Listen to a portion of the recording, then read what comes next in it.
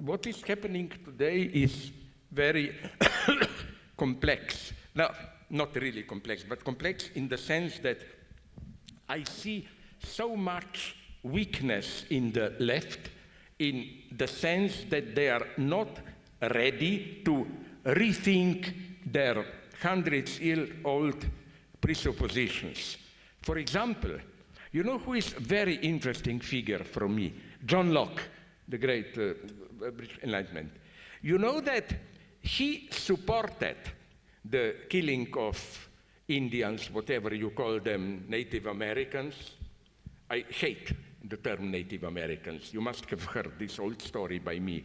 At a debate, a white guy, an Indian, so-called, referred to himself as an Indian in America. A white guy told, no, this is not correct. You are using the colonial term. You are Native American.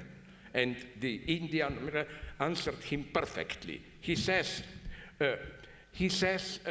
first, what is the opposite of nature? Culture. So I'm Native American, you're culture American. But the second thing that I loved is he said, sorry, I much prefer to be called Indian, because then at least my name is a monument to white man's stupidity, who thought they were in India. But another thing, you know where I see laziness of the left? Yes, Locke. Why Locke? Locke provided a very Marxist-sounding justification of the annihilation of Native Americans, Indians, whatever you want, which again sounds very almost Marxist. He said that the progress of humanity resides in how well do you exploit natural resources. And Indians, with just they're running after buffaloes or whatever and so on, they don't properly exploit the land that they own. So they should be displaced, and white people who are much more economic. And now you will say, who cares about Locke? Even in Marx, you find this stance often. Second thing, the laziness. The problem of fascism is very complex. I think if history is allowed to go its own way, if there is a tendency today, it's towards something that I would call soft fascism. Not in the sense that it's good, but in the sense that it's not necessarily ultra-aggressive. By fascism, so I still think maybe we can use the term fascism. By fascism, I mean a fundamental operation of, you want, fascism means, as we all know, conservative modernization. You want economic dynamic development of capitalism and so on, but you don't want its social implications, liberalism, decay, and so on. So you want free market and so on, but controlled by a strong state traditional ideology. And although I'm very ambiguous about China, not opposed to it, I was sad to discover that they are explicitly following this way. Please remember this name. I wrote an article, I think, for Die Welt about it. If you want to understand China today, read, you can find his book on some pirate version, Wang Huning. He's one of the 7 standing members of the Politburo who really run the country. And he visited America more than 20 years ago and was fascinated by, on the one hand, its economic dynamic, and on the other hand, social decay. So his idea was,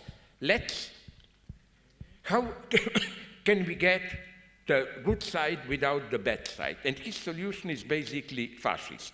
He defines himself as neoconservative. He said, not forget about Mao. He said, yes, economic dynamic, but return to Confucianism, conservative social values, and so on.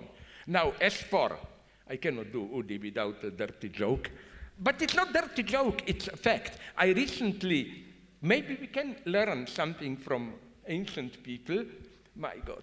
I read a book about the development of sexuality in Tibet. You know what I discovered? That in ancient Tibet, till communists take over, for a woman, young woman, to get married, it was presupposed that she should sleep at least with 20 men to get proper experience. Because only in this way you can properly serve as a wife and so on and so on. But more generally, not to get lost, what I think is that this is what's happening today in China, in Turkey, in India, in a different way in Russia. This is what I call soft fascism. While what we get in the United States, it's a libertarian fascism. So we should be careful here.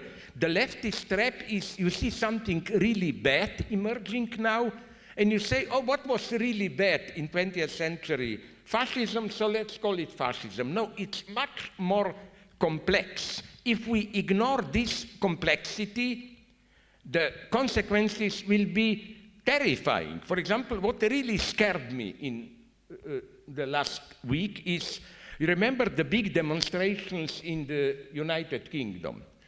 Hundreds of thousands of people, and it's all too simple to play this arrogant upper middle class political way. They are all victims of neo-fascist propaganda and so on. On the other hand, I see continuity with Nazism where you wouldn't expect it. Since I talked only about Israel, Gaza, and so on, let me move to Russia and to our prelude, Wagner. Do you still remember Wagner Group? You know why it was called Wagner Group? Because Prigozhin, the boss, was a Nazi admirer of Hitler, and he learned that Hitler's preferred composer was Wagner. That's why Wagner Group. Now, after, and I must, in these depressive times, only jokes can save us. I think I used this in a debate with Carlo Rovelli to give him my reading of temporal retroactivity and so on. You know, there is the ultimate joke on Putin. It was even in our media, maybe you remember it. The idea is that a minister approaches Putin and says, we have to stop this, you know, different time zones. So when here it's noon, in Russia it's already 2 p.m. and so on. We need universal time because otherwise strange things are happening. Like this minister says, I called Chinese foreign minister to congratulate him his birthday, and he said, oh, sorry, different time zone, it happened with us a day before, no? And you know, in this joke, but it's the truth, what Putin answers, yes, I agree with you, because of the difference in time zone, I learned that I phoned Prigozhin's widow to express to her my sorrow for her husband's death, 1 hour before his plane even took off, no? That's how politics is. But more seriously, Wagner Group, now embarrassed, they changed Wagner as pro-Nazi. The repressed always returns. You know how officially, not in rumor, how these big Russian groups, which now dominate in these central Sahel countries, Burkina Faso and so on, you know what is their official name? Africa Corps. And they claim, oh, it has nothing to do with Nazism. Yes, but why did they then select, you know, Rommel and so on, exactly this name? So I think what is happening today is that we are entering a new era, but okay, I speak too much. You can ask me later about this.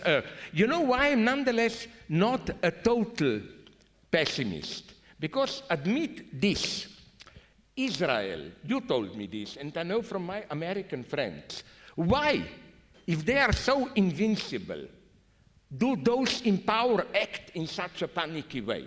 You know, arresting, firing people, and so on. No, our words still matter. I was for a long time advocating this cynical view, you know, whatever we say, it goes on. No, no, no. Those in power act in a panic. Look what Trump is doing now. Look in what panic you and other Jewish friends told me Israel is doing. Many of my Jewish friends, progressive, for them Israel is now a nightmare, want to emigrate to United States. When they apply for a job, they usually don't get a job. And they discovered why. Because there is a direct link between Israeli, whatever, informal secret service, foreign ministry, and American campuses. Whenever there is a Jew from Israel applying for a job, they ask Jerusalem, Tel Aviv, whatever, who is this guy? If he is in any way too critical, he will not get the job.